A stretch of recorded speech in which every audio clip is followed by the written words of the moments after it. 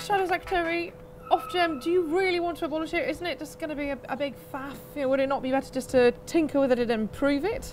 No, look, I think we've got to the point now where the public expects some big changes. So if we win the election in 9 months' time, Labour will bring in its price freeze to 2017, and whilst that's in place, we'll be reforming the market, and we need significant changes in the way the market operates at the moment, but I think also to command public confidence going forward, we need to establish a new regulator that's fit for the energy world of today and tomorrow, and not just something that was put together after privatisation. Ofgem kicking it out, it can't happen immediately because it does so much admin. How are you physically going to change it? Well, of course, there's lots of examples of regulatory bodies or arm's length bodies that change over time, merge and what have you. I mean, this government, has done that in a lot of different departments. And of course, there will be some aspects of what the regulator currently does which we should expect our new regulator to do.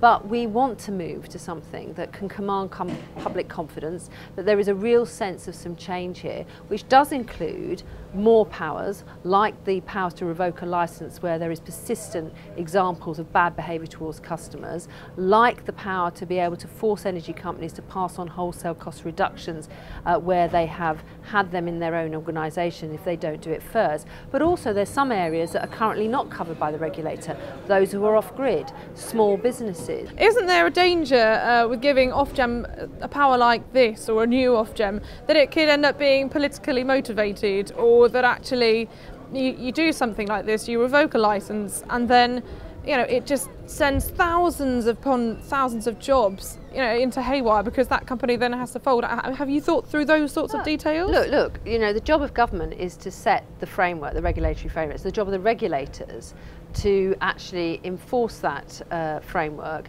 and the due processes apply to it. Now, at the moment, as you'll be aware, if an energy company doesn't pay a fine after investigation, Ofgem can revoke the licence. If a company is insolvent or is going into administration, Ofgem can revoke a licence. What we're talking about is where there is repeated evidence of instances where these companies continue through their customer practice undermine customers in a serious way. And what that really means is that we cannot have a situation whereby an energy company that's investigated pays a fine and then thinks they've wiped the slate clean, and then a year or so down the line they're doing some of the same practices again. This is about embedding a different culture in this sector, and I would hope, to be honest, that it's never used, because the energy companies recognise once and for all that actually fines aren't just a cost of doing business. This is serious, and if they don't get their act together, they could lose their licence in the long run.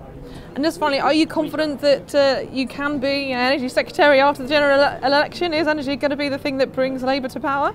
Look, I'm confident that we can win the next election under Ed Miliband, and I'm very pleased that our energy policy is paying such an important contribution to some of the national debate on the cost of living, but also the sort of businesses that we want to support here in the UK.